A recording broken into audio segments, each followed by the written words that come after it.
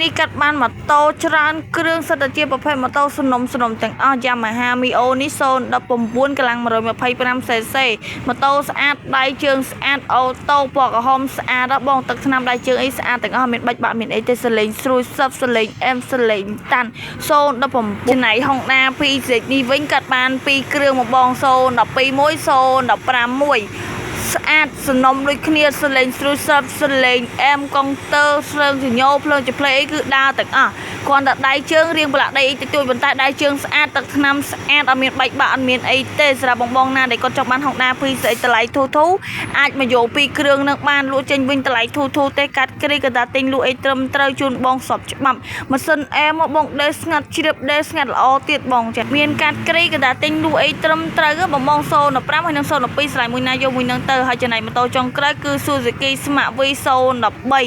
ពណ៌ខ្មៅក្រឹបអាលើបអាឡងដាក់លេខម៉ាស៊ីនស្អាតសំណុំកាឡាក្បាលម៉ាស៊ីនអីគឺនៅស្អាតទាំងអស់សលេងអែមសលេងស្រួយស្រឡាញ់ម៉ូតូមួយណាអាចឆាត់ចូល